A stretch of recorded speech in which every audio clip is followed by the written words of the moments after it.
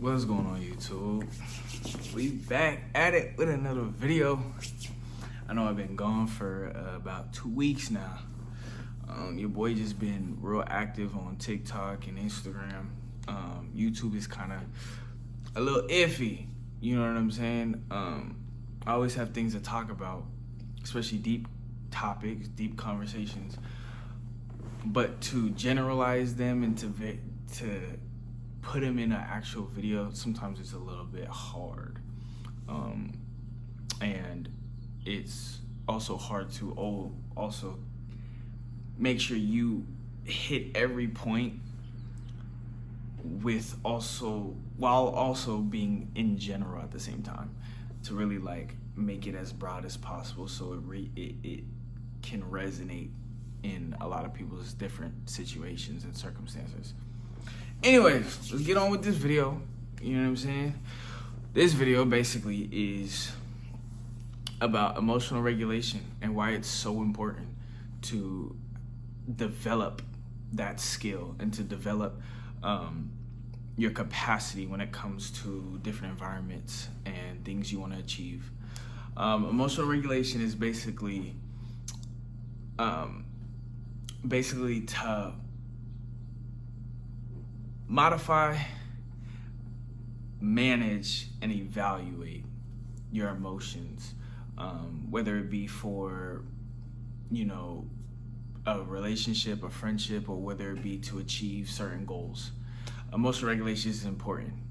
And this is why. So, the definition of emotion regulation, at least for me, how I defined it, would be your regulation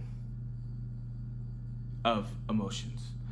And that has to go with a whole lot of things, right? That goes into your daily life when it comes to going to the gym, going to work, getting your stuff from the cashier after they rang it up. I mean, this goes in so many things: ups and downs, challenges, obstacles, positive things, negative things that happen in life that just happen, which happens to everybody, right? It doesn't just rain on the rich. It also rains on the poor at the exact same time, right? Everybody's capped out at 24 hours, right? Okay. So, moving along in this video, the reason why emotional regulation is so important is because it literally can make or break you, your circumstance, what you want to achieve, your goals, your living situation, your surrounding environment, community. I mean, this goes into so many aspects of life. And the reason why you need it, especially need to develop it, is because it helps you navigate through emotions internally. And it also helps you regulate your own reactions and responses and triggers and emotions that get provoked from external things, whether that be another person, a place, right, a thing, whatever it is. It helps you regulate your own self, right? So in an analogy, right, and not an analogy, but for an example, we take a thermostat, right? That is showing you what the temperature is in the room, in present time. When you change the temperature, whether it's up or down, you are now setting the temperature. So the temperature basically reads it to regulate the room, right? To put the room on this temperature. You set it there. Now imagine you're arguing with somebody. They're mad, you're not. You're getting addressed. You're getting confronted with the anger that this person feels. Emotional regulation doesn't just help you separate yourself from the person. It helps you separate yourself from the emotion. So say somebody comes, like I was just going on, right, with this example. If somebody is coming at you with anger, right? You feel anger. You feel like someone's being hostile towards you. Someone's coming at you with some bad news, right? And it could be about how you acted, about what you did to them, or it could just be in general, about a resentment built up that finally had a cherry on top and snapped and broke, right? Whatever the reason is, they're coming to you with anger. Now, the innate reactions are 4, right? The human innate reactions are down to 4 that we now, right, has came to a conclusion, at least for what we know now, is fight, flight. Those are the main 2 that everybody knows, fight and flight, but there's 2 more. Freeze and appease, right? Okay, so you got fight, you got flight, you got freeze, and you got appease. Those are the innate reactions. When you see anybody have an impulsive reaction or just out of nowhere and abrupt, they just do something, they react. It's going to be one of those 4. Fight, flight, freeze, or appease. Simple. Now, when someone's coming at you angry, right? The initial response is either to take flight, to run away, whoa, or fight. Match that emotion with the same intensity and volume. Now, emotional regulation allows you to analyze, right? What is going on? What is the emotions that are driving this interaction between me and this other person, right? And so when you get deeper into it, you understand where this person is coming from, where they are at mentally, where their mood is set at, where you see what I'm saying? Where their control of self is at, which obviously in a mature state, you're not going to come at somebody with anger like that. You wouldn't express it in your body language, tone, and words, choice of words. What you will express it by is choice of words and tone in a very regulated and matured, proper way. To express the emotion verbally, not to embody it and express it, right? More so present it. So when you are emotionally regulated, you can pinpoint the separation of my emotion and this person addressing me and where they are at with their emotions. So now that you can pinpoint where this person is at and where they're coming from and where you're at, you can then understand that I don't have to meet their emotion with the same emotion and intensify it. What I can do is understand where they're at, understand where I'm currently at, and I can separate any impulsive negative reaction that can come from it. And as I separate myself, I can then create a different perspective of the actual thing that's happening in totality, right? The emotions that are being set. Usually anger is never actually anger all the way. Anger is usually masked by hurt. So when someone's coming at you angry, with anger, right? And frustration and irritation and just negative emotions, and they're coming at you, try to pinpoint if it's really anger. It usually can be hurt.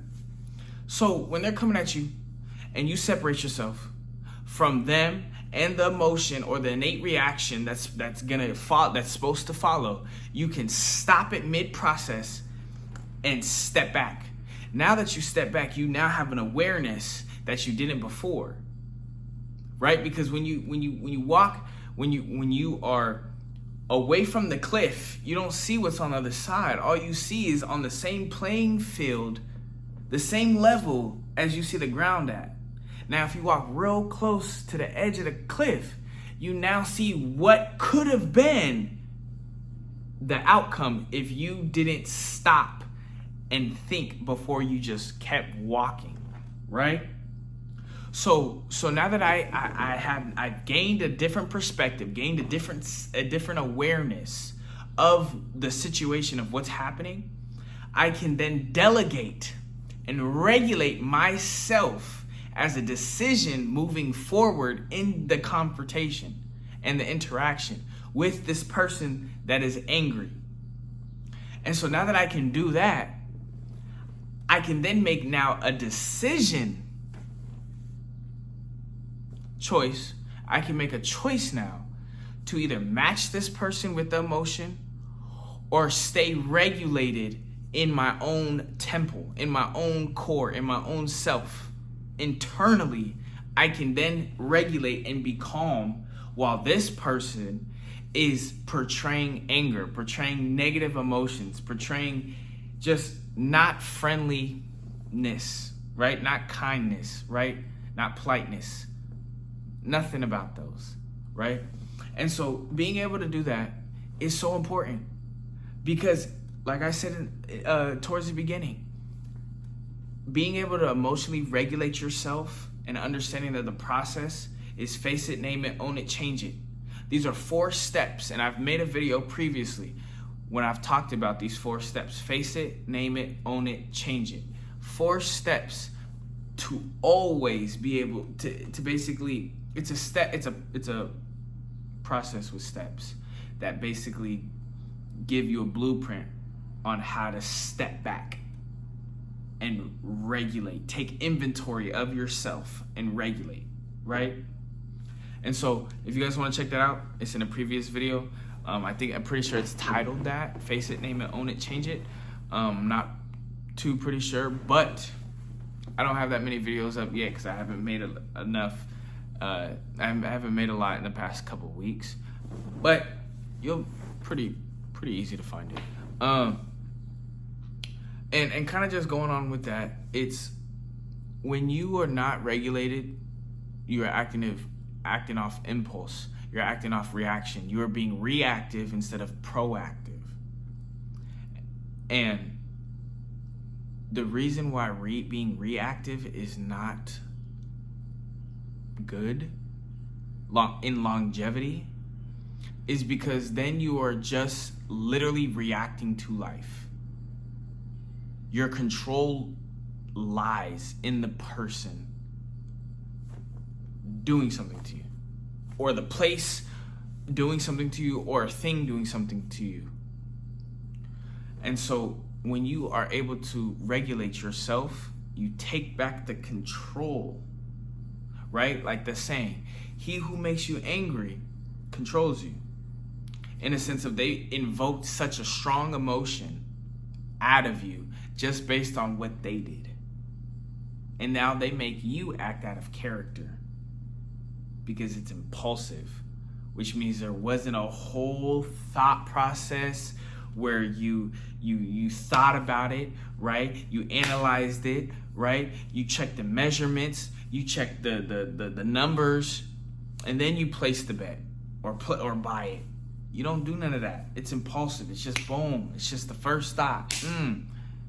There's no second steps. There's no third steps. Another process to kind of filter that thought because it was impulsive, right? And so when you start to emotionally regulate yourself, you insert a filter in your head for emotions and how you want to interact and portray yourself and present yourself to the world, regardless of who it is. I don't care if they're your loved ones, family, friends, close ones, associate, acquaintance, someone at work.